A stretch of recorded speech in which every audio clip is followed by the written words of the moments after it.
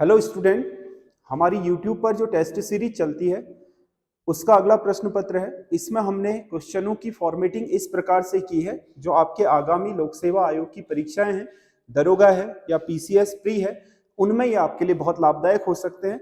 इनके क्वेश्चन भी और इसके साथ साथ इनके जो फॉर्मेट हमने बना रखे कि किस तरीके से क्वेश्चन पूछे जाते हैं।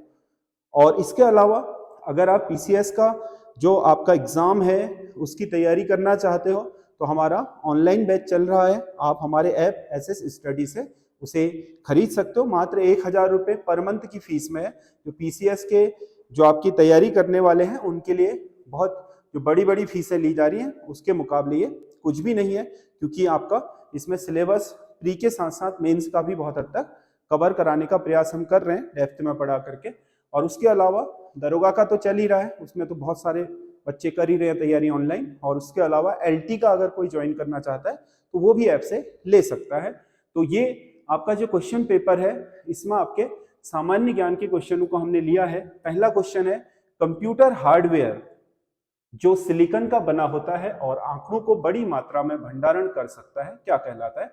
ये सभी आपके जो डिस्क हैं, चिप हैं, मैग्नेटिक टेप हैं, ये आपका मेमोरी के ही प्रकार हैं। इसमें से बड़ी मात्रा में जो आपके आंकड़े हैं इनका संग्रहण करने के लिए आपका जिस आपका हार्डवेयर का प्रयोग किया जाता है उसे हम चिप बोलते हैं। सिलिकॉन की बनी हुई ये चिप आपका बड़ी मात्रा में आंकड़ों को संग्रहित कर सकती है।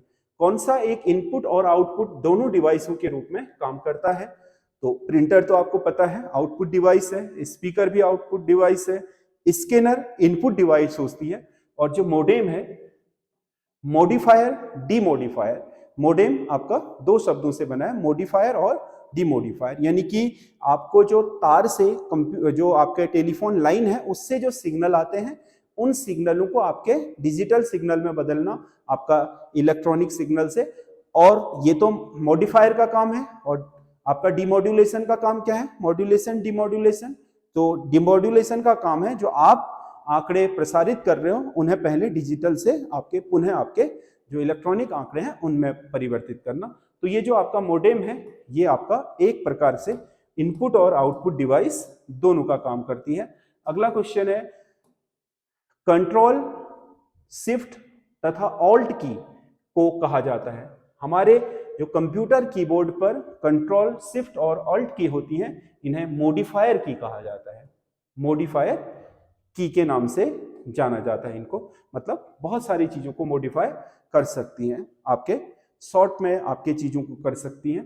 कमांड की सूचियां जो स्क्रीन पर प्रकट होती हैं क्या कहलाती हैं? कमांड की सूचियां जो स्क्रीन पर प्रस्तुत होती हैं उन्हें मेन्यू कहा जाता है। जो स्क्रीन पर आपके चित्र जीयूआई ग्राफिकल यूजर इंटरफेस के रूप में प्रस्तुत होते हैं उन्हें तो हम आपका आइकन बोलते हैं। जैसे आपका कोई भी एप्लीकेशन होती है उसका आपका जो फीचर होता है बाहर जो आपको दिखाई देता है विंडो पर वो आपका आइकन कहलाता है। लेकिन ये क्या कह रहा है? कमांड की सूचियां, सूचियों को हम क्या बोलते हैं? मेन्यू बोलते हैं। जितने भी आपके कमांड होती है उनकी जो आपका लिस्ट दी गई होती है उसे मेन्यू कहा जाता है। अगला क्वेश्चन है, शेयर बाजार में विश्वसनीय प्रतिभूतियों से क्या तात्पर्य होता है? विश्वसनीय मतलब जिनमें लाभ की गारंटी होती है। जैसे आपके मुंबई स्टॉक एक्सचेंज में 30 जो सबसे गारंटेड कंपनियां मानी जाती है जिन्हें हम ब्लू चिप शेयर बोलते हैं, वो आपके लाभांश की गारंटी देते हैं, तो उन्हें ही हम क्या बोलेंगे? विश्वसनीय प्रतिभूतियां। तो ये विश्वसनीय प्रतिभूतियां ऐसे शेयर जिन पर लगातार ऊंची दर पर लाभ प्राप्त हो उन्हें हम विश्वसनीय शेयर बोलते हैं। अगला क्वेश्चन है, G20 के संबंध में कौन से कथन सत्य हैं? तो इसमें पहला है भारत G20 समूह का संस्थापक सदस्य है। ठीक है। G20 की स्थापना 1999 में पेरिस में हुई थी, ये गलत है। हुई तो 1999 में थी लेकिन जर्मनी के बर्लिन में हुई थी, तो इसीलिए ये वाला गलत हो गया। G20 में अब 21 देश हो गए। 21वां आपको पता है इसी वर्ष जो भारत में हुई थी उसमें आपका 21 देश आपके जो अफ्रीकी संघ है उसके रूप में जुड़ा है। और G20 सम्मेलन का मेजबान देश ही उसका अध्यक्ष होता है। तो जो मेजबानी करेगा, जैसे पिछले बार मेजबानी भारत ने की थी तो अध्यक्ष भी वही था, इस बार ब्राजील कर रहा है तो अध्यक्ष भी ब्राजील ही होगा। तो इसमें से 2 वाला नहीं है, बाकी सारे हैं। 1, 3 और 4 सही है, 2 विकल्प सही नहीं है, बाकी ये वाला होगा इसका, और बाकी 1, 3 और 4 इसमें सही है। अगला क्वेश्चन है, निम्नलिखित में से वर्तमान में भारत की आयात की मद नहीं है। आयात की मद नहीं है मतलब भारत किस चीज का इनमें से आयात नहीं करता है। तो इसमें कच्चा तेल तो भारत की आयात की सबसे बड़ी मद है, भारी मशीनरी ये भी है, इलेक्ट्रॉनिक वस्तुएं भी भारत आयात ही कर रहा है चीन, ताइवान आदि देशों से, जापान से, कोरिया से। इंजीनियरिंग की वस्तुएं भारत निर्यात कर रहा है, ये आयात की मत नहीं है बल्कि भारत में एक बहुत बड़ी निर्यात की है। देखो सॉफ्टवेयर भारत में निर्यात हो रहे हैं, और उसके अलावा आपके जो इंजीनियरिंग की वस्तु हैं वो निर्यात हो रहे हैं, और जो आभूषण है, रत्न और आभूषण, वो निर्यात की मद है, जो बड़ी मद है निर्यात की भारत की। और कृषि का जो आपका सामान है वो भी है। भारत का पहला विशेष आर्थिक क्षेत्र स्पेशल इकोनॉमिक जोन SEZ कौन था? भारत का पहला जो विशेष आर्थिक क्षेत्र था वो गुजरात के कांडला में स्थापित किया था, जो आपका SEZ मतलब जहां पर बहुत सारी ऐसी आपका आर्थिक सुविधाएं होती हैं जो व्यापार को बढ़ावा देने के लिए आवश्यक होती हैं। उनमें आपकी सरकारी नीतियों में भी ढील दी जाती है। उसके अलावा जमीन, बिजली, पानी, इस तरीके की चीजें भी वहां पर आसानी से उपलब्ध कराई जाती हैं। जैसे हमारे उत्तराखंड में सिटकुल है, एक तरीके का विशेष आर्थिक क्षेत्र है जहां पर व्यवसायों के लिए एक बहुत अच्छा माहौल पैदा किया जाता है ताकि इन्वेस्टर आकर के यहाँ व्यवसाय करें और क्षेत्रीय लोगों को रोजगार प्राप्त हो। इसीलिए इस तरह की चीजों की आवश्यकता होती है। हालांकि सिटकुल SEZ नहीं है, लेकिन ये उसी की तर्ज पर बनाया गया क्या है, हमारे स्टेट का एक आपका इंडस्ट्रियल जोन है जो आपके उत्तराखंड के विभिन्न हिस्सों में स्थापित किए गए। भारत में कृषि आधारित उद्योगों में सबसे बड़ा उद्योग कौन सा है? कृषि आधारित उद्योगों में भारत का सबसे बड़ा जो उद्योग है वो सूती वस्त्र उद्योग है। इसमें रोजगार के दृष्टिकोण से भी, आपका उत्पादन के दृष्टिकोण से भी, और पूंजी निवेश के दृष्टिकोण, सभी दृष्टिकोणों से देश का सबसे बड़ा जो आपका कृषि क्षेत्र का आपका उद्योग है वो सूती वस्त्र उद्योग। इसके अलावा आपका जो चीनी उद्योग है वो भी बहुत बड़ा कृषि उद्योग है, जूट है, और अन्य बहुत सारे कृषि पर आधारित उद्योग होते हैं, लेकिन सूती वस्त्र उद्योग देश का सबसे बड़ा आपका कृषि आधारित उद्योग है। भारत में 1965 में न्यूनतम समर्थन मूल्य की शुरुआत किस समिति की सिफारिशों पर की गई थी? MSP, बहुत बात हो रही है आजकल इलेक्शनों में, आप देख रहे होंगे। न्यूनतम समर्थन मूल्य, मिनिमम सपोर्टिंग प्राइस, मतलब एक ऐसा मूल्य, अगर बाजार पर आपका सामान नहीं बिक रहा है तो आप सरकारी गोदाम में छोड़ करके आ जाइए, वो कम से कम मूल्य जो सरकार हर साल निर्धारित करेगी वो आपको मिल जाएगा। मतलब गेहूं, सरकार ने कहा कि न्यूनतम समर्थन मूल्य गेहूं का 22 रुपया है, अब मार्केट में आपका 25 बिक रहा है तो आप देखिए आपको 3 रुपया और भी लाभ हो जाएगा। अगर मार्केट में कोई कह रहा है कि 19 है, 20 है, 18 है, जो बिचौलिए होते हैं वो मोनोपोली करने के लिए आपका क्या मंडियों में किसानों का शोषण करते हैं, तो सरकार ने कहा कि 22 में आप हमें दे दीजिए, आपको किसी का भी शोषित होने की जरूरत नहीं है। इस तरीके से आपका MSP शुरू हुआ था और इसे लक्ष्मीकांत झा समिति की सिफारिशों पर आरंभ किया गया था, न्यूनतम समर्थन मूल्य को। अगला, असहयोग आंदोलन किस तिथि को वापस लिया गया? असहयोग आंदोलन जो आपका 1920 से शुरू हुआ था, अगस्त 1920 से, और 12 फरवरी 1922 को वापस ले लिया गया।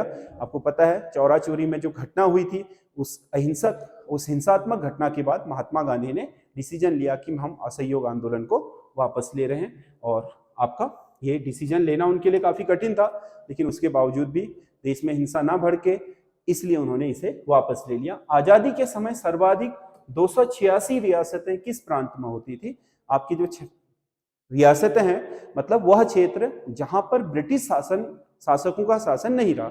देखो भारत में, पूरे भारत में ब्रिटिशर्स का ही शासन नहीं था, ब्रिटिशर्स के शासन केवल 11 प्रांतों में होता था। उसके अलावा जो छोटे छोटे क्षेत्र थे, जैसे टिहरी है मान लो उत्तराखंड का, इसमें अंग्रेजों का शासन नहीं था, तो ये एक रियासत हो गई। तो ऐसे आपके कई रियासतें भारत में थी जिनका एकीकरण आपको पता है कि आपके सरदार वल्लभ भाई पटेल के नेतृत्व में किया गया। तो इसमें सबसे ज्यादा जो उस समय की रियासतें होती थी वो आपके मध्य प्रांत में होती थी, यानी कि जो मध्य प्रांत था, जो आप बाद में फिर राज्य पुनर्गठन के बाद मध्य प्रदेश बना, उसके आसपास के जो क्षेत्र थे उसमें सबसे ज्यादा 286 रियासतें होती थी अकेले। अगला क्वेश्चन है, छोटी छोटी थी लेकिन थी संख्या में ज्यादा थी। निम्नलिखित में से सर्वप्रथम प्रेस सेंसरशिप लागू करने वाला गवर्नर कौन था? प्रेस सेंसरशिप लाया था सबसे पहले आपका लॉर्ड वेलेजली। प्रेस सेंसरशिप मतलब प्रेस में सेंसर लगा दिया गया कि हाँ, कि अगर आप कोई चीज छाप रहे हो तो पहले आपको चेक कराना पड़ेगा कि आपके छापने में कोई ऐसी चीजें तो नहीं है जो अंग्रेजों के विरुद्ध हैं। तो इस तरीके से आपका प्रेस सेंसरशिप लॉर्ड वेलेजली ने शुरू करी। फिर आपके इसमें बहुत सारे आपकी चीजें आती रही।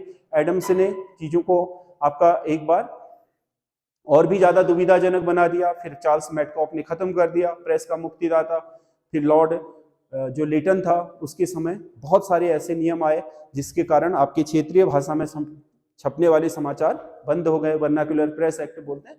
तो भारत में आजादी तक अंग्रेजों ने भारतीयों की जो आपके बोलने की जो आजादी थी उस पर प्रतिबंध लगाने के लिए, ताकि देश में जो आपके प्रबुद्ध लोग हैं वो अपने विचारों तक, जनता तक ना पहुंचा सके और राष्ट्रीय आंदोलन का माहौल ना बने, इसके लिए उन्होंने लगातार प्रेस को नियंत्रित करने का प्रयास किया। और इस प्रयास की शुरुआत हुई थी लॉर्ड वेलेजली के समय। यही सबसे पहले आपका प्रेस सेंसरशिप लाया था और उसके बाद आपका इसमें लगातार परिवर्तन होते रहे। राजराज चोल द्वारा निर्मित कराया गया बृहदेश्वर मंदिर, द्रविड़ स्थापत्य कला का सबसे आपका बड़ा मंदिर जो है बृहदेश्वर मंदिर या राजराजेश्वर मंदिर जिसे कहा जाता है, ये तंजावुर में है। तंजौर जो आपका चोलों की, परवर्ती चोलों की, मतलब जो बाद में आए चोल, उनकी राजधानी हुआ करती थी उत्तरवर्ती चोलों की, तो उनका जो राजधानी है तंजौर, वहीं पर आपका बृहदेश्वर मंदिर है। टोपरा तथा मेरठ के 2 अशोक स्तंभ दिल्ली का कौन सा शासक दिल्ली कौन सा शासक लाया था? टोपरा और मेरठ के जो अभिलेख हैं उन्हें उठा करके दिल्ली लाया था फिरोज शाह तुगलक। ये पहला शासक है जो इन 2 अभिलेखों को लाया था। आपको पता है बाद में 1750 ईस्वी में टेफन थेलर ने पहली बार इन अभिलेखों को खोजा था कि हाँ ये अशोक के अभिलेख हैं। बाद में फिर जेम्स प्रिंसअप ने 1837 में आपके इन अभिलेखों में लिखी हुई भाषा को पढ़ने में सफलता हासिल कर ली। अगला क्वेश्चन है, निम्नलिखित में से निम्नलिखित को सुमेलित कीजिए। इसमें 4 आपके कोड दे रखे। शिवाजी का देहांत हुआ 1680 में। नादिर शाह का दिल्ली पर आक्रमण 1739। अकबर का राज्यारोहण 1556। ईस्ट इंडिया कंपनी का शाही फरमान प्राप्त करना फर्रुखसियार ने दिया था जो। तो इसमें क्या होगा? ए का 2, बी का 1, सी का 3 और डी का 4। 2 1 3 4, 2 1 3 4, यानी कि इसका बी सही आंसर होगा। अगला क्वेश्चन है, निम्नलिखित में से ऋग्वैदिक काल में देवी के रूप में नहीं पूजा जाता था। ऋग्वैदिक काल में अरण्यानी देवी थी, उसके अलावा आपका उषा देवी थी, अदिति देवी थी, ये सब आकाश की देवियां हैं। और आपका जो गंगा है इसको नहीं पूजा। गंगा का जिक्र ही एक बार आया था। ऋग्वैदिक काल में गंगा का महत्व नहीं है, क्योंकि ऋग्वैदिक लोग आपके जो सप्त सैंधव प्रदेश है उसमें आकर के बसे थे, वो गंगा की सीमा में नहीं आता था। यमुना उनकी अंतिम सीमा थी। यमुना का उल्लेख ऋग्वेद में 3 बार, गंगा का मात्र 1 बार होता है। इनकी जो पवित्र नदी थी वो थी आपका सरस्वती नदी। इसको तो पूछते थे, गंगा को नहीं पूछते थे, तो इसका आंसर डी होगा। अगला क्वेश्चन है, महात्मा बुद्ध के पूर्व जन्म से जुड़ी कथाओं का संग्रह क्या कहलाता है? महात्मा बुद्ध के जो पूर्व जन्म की कथाएं हैं जिन्हें कल्पना की गई है उन्हें जातक कथाएं बोलते हैं। 550 के करीब इनकी संख्या है जातक कथाओं की, जो महात्मा बुद्ध के पूर्व जन्मों की आपके गाथा को कहती हैं। जो आपके महात्मा बुद्ध थे उनके लिए कई आपके लोक गाथाएं प्रचलित हैं, उन्हीं की कल्पना की गई। कौन सा एक सम्मेलन ओजोन क्षरण से जुड़ा हुआ है? ओजोन क्षरण से जुड़ा है मॉन्ट्रियल, कनाडा के मॉन्ट्रियल में 1987 में जो आपका ओजोन के संरक्षण के लिए आपका एक वैश्विक सम्मेलन आयोजित किया गया। और उसके बाद आपको पता है CFC क्लोरोफ्लोरोकार्बन को ओजोन क्षरण के लिए सबसे ज्यादा उत्तरदायी माना गया और उसे 2019 तक पूर्णतः आपके बंद करने की जो सिफारिश की गई थी, तो उसी को हम मॉन्ट्रियल प्रोटोकॉल कहते हैं। और उसमें चरणबद्ध तरीके से आज CFC खत्म भी हो गया। नहीं तो पहले आपके प्रशीतकों के रूप में, ठंडे चीजें करने के रूप में CFC का प्रयोग होता था, रेफ्रिजरेटर में, AC में। अब आपको पता है उसमें लिखा हुआ आता है CFC फ्री लिखा हुआ आता है। अगला क्वेश्चन है, किन वनों को जंतुओं की दृष्टि से प्राणी उद्यान कहा जाता है? प्राकृतिक प्राणी उद्यान। जंतुओं की दृष्टि से प्राणी उद्यान कहा जाता है सवाना को, क्योंकि सवाना क्षेत्र में साल में 10 महीने का लगभग बसंत होता है, यानी कि ग्रीष्म ऋतु होती है। लंबा ग्रीष्म ऋतु होने के कारण घास आदि का यहाँ पर बहुत ज्यादा आपका घास आदि पाई जाती है, बहुत ऊंची ऊंची घासें। तो सीधी सी बात है, घास खाने वाले जो शाकाहारी हैं वो बड़ी मात्रा में पाए जाते हैं, इन शाकाहारियों को खाने वाले मांसाहारी भी पाए जाते हैं। तो जो सवाना क्षेत्र है वो आपका वर्षा कम होती है सवाना में, लेकिन ग्रीष्म काल लंबा होता है, तो इसके कारण यहाँ पर जो घास आदि हैं वो हमेशा उपलब्ध होती हैं, जिसके कारण यहाँ पर जंतु, जीवों के मामले में नहीं, जंतुओं के मामले में, जीव में तो आपके सबसे ज्यादा जैव विविधता भूमध्य रेखा पर होगी, ब्राजील के अमेजोन बेसिन में होगी, या अफ्रीका के कोंगो जायरे बेसिन में होगी, या सुमात्रा बोर्नियो में होगी, परंतु जंतुओं की प्राकृतिक उद्यान कहा जाता है सवाना को। सवाना बिल्कुल आपके जो भूमध्य रेखीय क्षेत्रों के वर्षावन है उनसे और रेगिस्तानों के बीच सटे हुए पट्टियां हैं जो बृहद घास के मैदान होते हैं। अगला क्वेश्चन है, किस स्थान पर दीर्घकालीन मौसम संबंधी दशाओं का औसत दीर्घ काल तक की टेम्परेचर इतना बना रहता है, जनवरी में ये रहेगा, मार्च में ये रहेगा, पहले ही तय होता है। तो ये दीर्घ काल तक की, हाँ जुलाई में बारिश होगी, सर्दियों में आपका जनवरी में बर्फ गिरेगी, ये सारी चीजें जो दीर्घ काल तक चलती है उन्हें हम जलवायु बोलते हैं। जबकि आज आपको पता है बादल आएगा, बारिश हो जाएगी, तो हम ये नहीं कहेंगे कि जलवायु परिवर्तन हो गया, मौसम कहेंगे उसको। अल्पकालीन घटनाओं को मौसम, दीर्घकालीन घटनाओं को जलवायु कहा जाता है। अगला क्वेश्चन है, विश्व प्रसिद्ध उलांग चाय के उत्पादक देश है। उलांग चाय दुनिया भर में आपका ताइवान बेच रहा है, यह अपने आप की एक तरह की विशिष्ट चाय है जिसका उत्पादन दुनिया भर में आपका ताइवान करता है। अगला क्वेश्चन है, भारत के किस राज्य में बौद्ध धर्म के अनुयायी सर्वाधिक है। बौद्ध धर्म की जो सबसे ज्यादा आबादी है वो आपके महाराष्ट्र में बौद्ध अनुयायियों की। अगला क्वेश्चन है, जवाहर सुरंग किस दर्रे में स्थित है। जवाहर सुरंग आपका जम्मू कश्मीर में बनिहाल दर्रे में बनाई गई सुरंग है जो आपका जम्मू और कश्मीर को जोड़ती है। अगला क्वेश्चन है, अंतरराष्ट्रीय मुद्रा कोष IMF का मुख्यालय कहाँ है। इंटरनेशनल मॉनिटरिंग फंड का मुख्यालय वॉशिंगटन DC में है। ये आपके 25 क्वेश्चन है, आपको कैसे लगे कमेंट करके जरूर बताइएगा। धन्यवाद।